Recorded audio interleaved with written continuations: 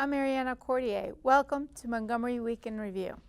Cyberbullying a minor is against the law, and the state's attorney's office is active in its attempts to prevent this form of aggression in our community. Phil Andrews from the office will report on its efforts. The Beacon has focused on two scams that have recently been used in Montgomery County. The newspaper suggests ways to avoid falling or failing for these scams and helping others avoid them. Stuart Rosenthal, editor and publisher of The Beacon, has the story as well as others from the February issue. The federal tax revisions that were passed last year will be in effect when tax returns are filed in the next months. That may result in unpleasant surprises for some people. Jane DeWinter, who comments for this Montgomery Week in Review, will explain. Union membership in the United States has been declining for decades. What the future will bring to unions remains uncertain. David Rodich has thoughts on this topic that he will share with us. Thank you for joining us on the show. It's great to be here. Thank you for having me. And so everyone knows Phil Andrews from the council, but you have been working now with the state's attorney's office in Montgomery County? Yeah, I work on crime prevention for the state's attorney's office for John McCarthy, and one of the things that we do is work to reduce or prevent cyberbullying. That's a really important issue, because in this day and age we have so much internet, cyber, social media, everything is hard to navigate. It is, and cyberbullying has increased as social media use has increased as well. John McCarthy, our state's attorney, used to be a teacher before he was a prosecutor, so he has a special interest in reaching out to young people. So we make a lot of presentations to students, but also to PTAs about cyberbullying, what to do if it happens, and how to avoid generally getting in trouble online, because so many young people put things online that will hurt their chances for success or get them in immediate trouble, or both. Well, the governor of Virginia comes to mind, and that was actually a little bit before cyber. Yes, right, it was. But posting things, you have to be careful. Whatever photographs you post, whether it's on a bulletin board or whether it's on the World Wide Web, in effect, by putting it on your social media account or on your phone, or even just your phone, because your phones can be hacked. So even just taking a photograph, forever, right? Once it's there. Yes. It's hard to get so the message we get out to students is, look, when you post something, it's permanent and likely to become public, even if you don't want it to be. And even if you don't send it to anybody, it could be hacked. Look what's happened to all these celebrities' accounts. So don't take any photographs, and certainly don't send any photographs you wouldn't want to see on the school bulletin board or for your grandparents to see. Well, what are the few things that you share with the community about cyberbullying if it happens to you? What do you do? Well, one is tell the person to stop, because you need to put them on notice that you're bothered by it. And if you don't do that, they've got a defense when you didn't say anything. So tell them to stop. Save the evidence, all right, because it is against the law to cyberbully a young person, and it's against the law to harass anybody. So save the evidence. Particularly for students, they should tell a trusted adult about what's going on. If it's in the school, it's happening within a school, make sure the school knows about it, because MCPS is very concerned about this and has strong policies, but they're not clairvoyant. They need to know. And bullying is very underreported for a lot of reasons. And is that bullying by an adult or to a minor, or can it be between minors? It's often between minors. It's usually between minors, between students, between people that know each other, generally. Most crime is committed against people who know each other. What happens to the bully? Well, it depends on the seriousness, the nature of the bullying. But the bully will certainly get in trouble with the school if the school is involved and aware of it. Right. Of course, one hopes parents would take action too. But if it rises to a level where the person doesn't stop the bullying, they can be prosecuted. Now, our whole goal is prevention. We don't want to see this get going at all, and we want to stop as soon as possible. But letting students know the consequences. For example, one real-life consequence is what happened to 10 students who had gotten admitted to Harvard a year and a half ago, and then got letters from Harvard shortly after saying, don't bother to come. We looked at your social media accounts and we saw stuff that's abusive, and we don't want you to come to Harvard anymore. Oh, wow. That's one of the real life consequences. Impactful, yeah, those are consequences that at least high school students will probably appreciate. And every major business and every major college is going to start doing this, if they're not already. Right. So in order to succeed in life, you've got to have a good digital reputation. Right. And where do you draw the line in terms of, like say somebody who is 15 is harassing or bullying somebody? Where's the line, or approximately the line, for where it actually is something that could be prosecuted? Well, it would have to be repeated. It would have to probably cause enough emotional harm, which it certainly is capable of doing, that the person or their parents feels that it has to go into the courts. But cyberbullying is very serious, and it can have more lasting emotional consequences, more immediate emotional consequences than face-to-face, because how do you get away from it? How do you separate yourself from cyberbullying? You can't go home and it's gone.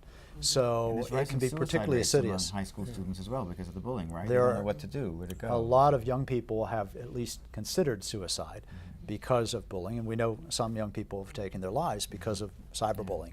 There's a law in Maryland called Grace's Law that's named after a high school student, Grace McComas, who took her life after she was relentlessly bullied on Twitter, and the law was changed to make indirect cyberbullying, not just direct threats, like from email, but she was tweeted about by the bully, so it wasn't sent directly to her, but she saw it all. Phil, so that's now against the law, what too. about the area of not just kids to kids, but also adults to adults also? I mean, Right. We see that as a growing problem. Right, also. and that would rise to the level of harassment if it's not stopped immediately. If someone is told to stop and they don't stop, then that would come under harassment, and that's the law that would protect adults from that. So it needs to be taken. There needs to be action taken, particularly if it's happening to young people, because of how emotionally vulnerable young people are. Wait, so hold on. In the last 15 seconds that you have, because I know this goes by fast, what is the message that you want to let everyone know about? The message is that it is really important to be careful what you do online, because it will come back to haunt you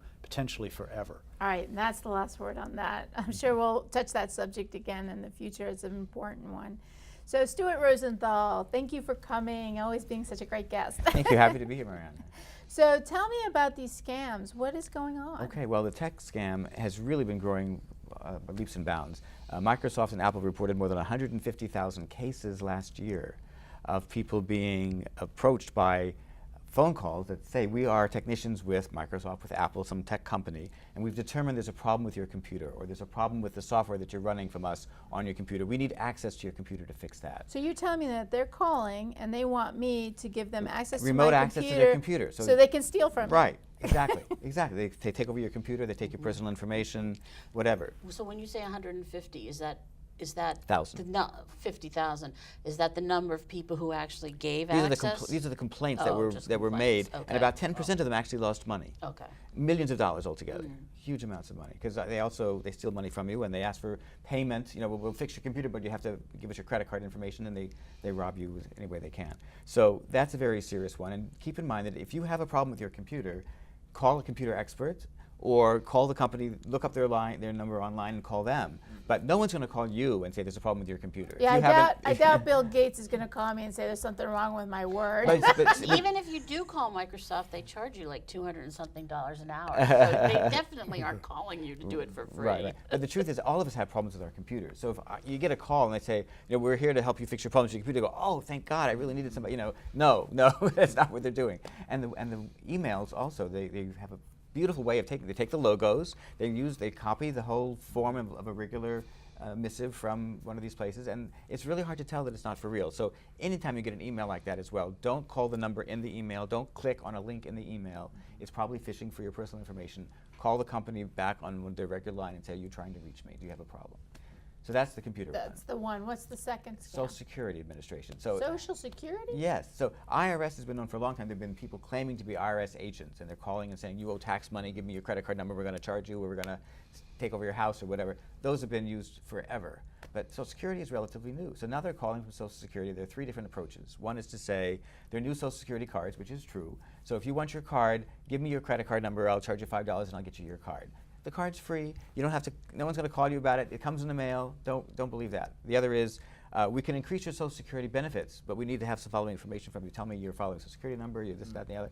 They're just fishing for information. Or they threaten them. We're going to take half your Social Security income, or we're going to freeze it because you haven't done this or the other. I need to have your information. I need to have your credit card, whatever. So they scare people, and people are so dependent on Social Security, they're so scared of the IRS that they just fold without thinking, now wait a minute, why are they calling me? Well, is there any, as you mentioned that there are new cards, so people might have a reason to think, you know, that. But for the other two, like if you're getting Social Security, are there any ever any cases where your benefit will be cut because you didn't file something? No. Yeah. What there is, though, Social Security does occasionally overpay people. And if they overpay you and they discover it after the fact, they may send you a letter and they'll say, we inadvertently overpaid you by X thousands of dollars, we need you to pay that back. Call us to arrange a payment schedule. So that does happen. And once you've established a connection with the IRS or Social Security, you're in the middle of something like that, then they may call you back. But no one's going to call you out of the blue. And no one's going to really email you out of the blue. They're going to write you a letter. That's the way the federal government communicates with you. Well, that's good to know. Yeah. So I know the Beacon is full of wonderful information about other topics Yes. as well. So what's the latest in our February issue? Well, in the health section, I like this story. It has to do with you're cooking for one or you're cooking for two, and so much food ges wasted, so many products you buy in the supermarket, there's such a big quantity. So use the salad bar as your dinner item. Not to just have a salad for dinner, but you go and you pick out the chopped vegetables, and there's chopped meats, and there's eggs, and there's sauces, and all kinds of things. So let's say you want to make a stir fry. So you pick out the things you want for your stir fry that night. You get a rotisserie chicken, perhaps. You shred up the chicken, and you can make stir fry one night, and burritos one night, and enchiladas, or salads, whatever you want. And it's all prepared. And That's you a get great just what idea. you I need. actually do that for the salad fixings, because if I buy a whole bag, I'm not going to eat the whole bag. Right. And by the time I go back to do that, it's gone bad. Right, So right. Salad bar is definitely helpful. Right. So Any that is other? a good idea. Well, we have a travel story about the Rocky Mountaineer. That's the train that goes through the Rockies in Canada. Beautiful views. It goes very slow pace. You can really enjoy. They have the domed cars and all that. Sounds great. And you don't have to sleep on the train. They stop at each time. They stop overnight at a nice hotel where you, depending on how much you pay, you can go different levels of hotel. And then they have all these side trips. They have bus trips. They have glacier walks. They have helicopter views of beautiful areas. They even have an Alaskan cruise on one of them. So you can pick 65 different combinations of things. So it sounds like a really great thing to do. I wish I had been the one to go do it and write this story, but we those just glaciers published soon. it. Yes, Right. yes, that's right. They're melting melting fast. fast, They yeah. are. They are. Yeah. Okay, in the last 30 seconds that we have, anything else in the? Just encourage people to pick up the Beacon. It's free. It comes out every month. You can pick it up at libraries and senior centers and pharmacies and doctors' offices. And if you don't know where to pick it up, give us a call at our office There's or lots of go great online. financial advice in there. Yes, our money section is very useful as well. All Absolutely. right, and it's important to remember about those scams, not to fall for them. Right. We have to take a break. We'll be right back.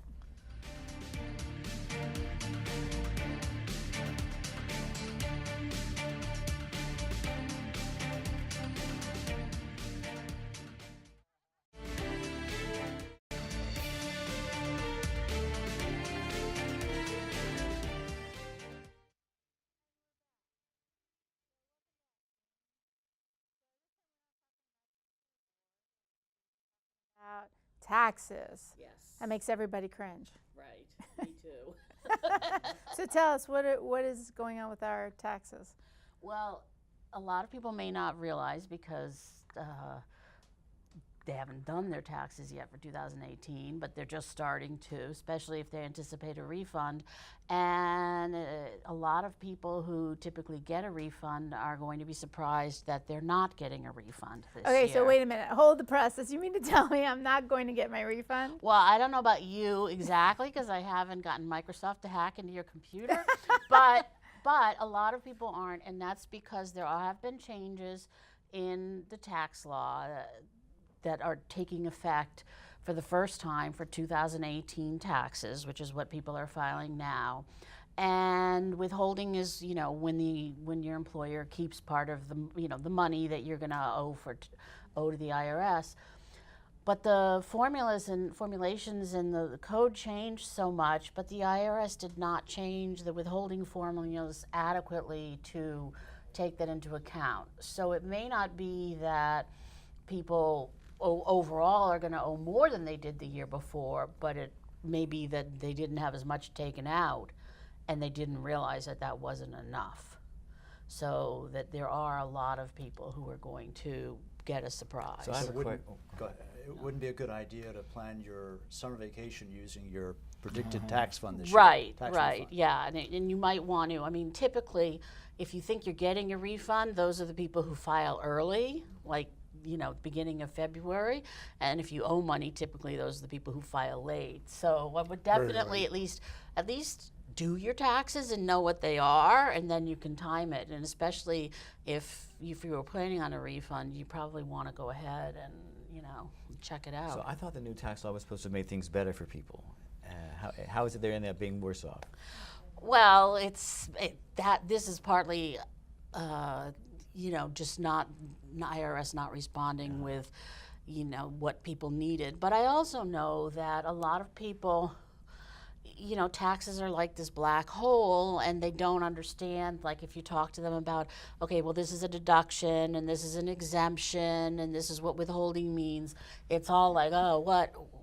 And so, as a business manager or executive, I've been trying to tell my employees for over a year, you should check your withholdings, you should do a W-4, and people just don't really clue in. The W-4 is where you indicate how much you think should be withheld from your check. Exactly. Based on I your think people are vendors. also over-relying on an assumption that may be very erroneous, that they're in a much lower tax rate now as a result of this. Right, well, that's the thing, is that yes, tax rates have gone down, but the thing is that the things that you used to be able to subtract from your income to get your adjusted gross income have also gone down. Now, So for those of us who don't, not yeah. accountants or economics. right.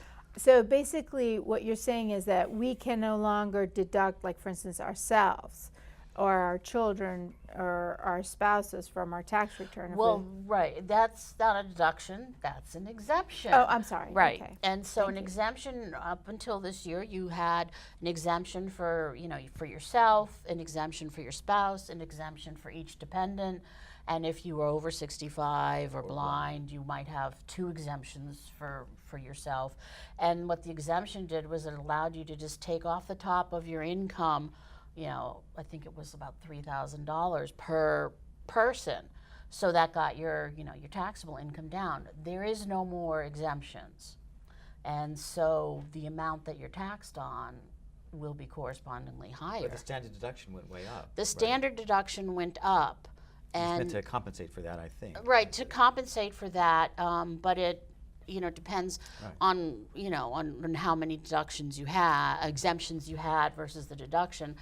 So the standard deduction went up, and then some things are no longer, you can't itemize as much. You can only deduct up to $10,000 of property taxes and state income taxes, so that for a lot of people who might have a property tax bill of over $10,000, which is very likely in parts of Montgomery County, you can't even deduct that full amount, let alone any state taxes. So in the last 20 seconds that we have, what would you say to our audience? Well, I would say you can't go back and fix what happened in 2018, but for 2019, definitely file a new W-4 with your employer and go to irs.gov and just type in the search bar withholding calculator and go through and do that online worksheet to find out exactly what you should be doing for 2019. Well, that's excellent advice. Thank you so much for bringing that up, and we'll do so. So unions, David, Yes, ma'am. thank you for coming and It's talking great. about the unions. It's great to be back again. So what is it truly declining? I feel like it's not, but I'm not as involved with the unions. I'm not as aware. Well, organized labor has declined through the years for a number of different reasons, including changes in the economy and also unions historically not being as aggressive as they once were in terms of trying to grow. But in the last 10 years or so, we've been in a very, very unique space in that after the 2008 elections, given the very prominent role that public employee unions like SEIU and AFSCME played in getting President Obama elected, there's been a very, very concerted political effort to weaken the ability of unions to engage in politics. So and you're to saying weaken that themselves. since when the unions helped Obama win the election, that the conservatives have responded in trying to reduce the the impact of unions? Absolutely. I mean, almost immediately you saw this very, very concerted effort by folks like the Koch brothers and others moving into states like Wisconsin and others to immediately attempt to strip public employee unions of not only their ability to engage in collective bargaining, but to raise volunteer dollars to engage in politics. And all of this culminated very late last year when a Supreme Court decision came down that basically precluded unions from being able to charge for the services that they provide to non-members. And I think there was an operative assumption on the right that this would be the death knell of unions, particularly in the public sector. And in fact, it's turned out to be the exact opposite. People aren't leaving unions. People are more engaged, more involved than at any time in recent history. And in Montgomery County, as a response to that decision that came from the Supreme Court, there was quite a showing of support and alliance, was there not? Absolutely. And what you found, number one, was that public employee unions in this county historically have had a fairly collaborative relationship with the government agencies that they work with. I think the unions and the school system and the college and the county government understand that there's an interdependency between employee organizations and them as employers that goes beyond collective bargaining. That unions play a very major role in keeping a broad focus on public services that are being provided, and in fact are very, very active ensuring that the resources necessary to maintain top-notch public services and a top-notch education in this county continue to be there. That the worst mistake we could make is for the county agencies and the school system and the unions to now turn on each other. The last thing we need is a weakened labor movement. And we've seen this in some states, haven't we? Yes, I mean, states like Wisconsin being the best example, they were the first one to have been attacked there. And you can just watch what happened there with a corresponding reduction in dollars for public education, creating a virtual crisis in that state. So David, in addition to trying to push back against, in some of these states and those kinds of things, are there any sectors where, unions have their eye out that, okay, this is something that's ripe for organizing? Well, I can't speak for the entire labor movement here, but I would say absolutely in the service sector, we've with the exception, again, of unions like SEIU, there's not been much activity that has been going on there. We always talk about a middle class that existed in the industrial state, and now those jobs are going away and poorer paying jobs are happening. Well, those high paying middle class jobs were the result of something called labor unions.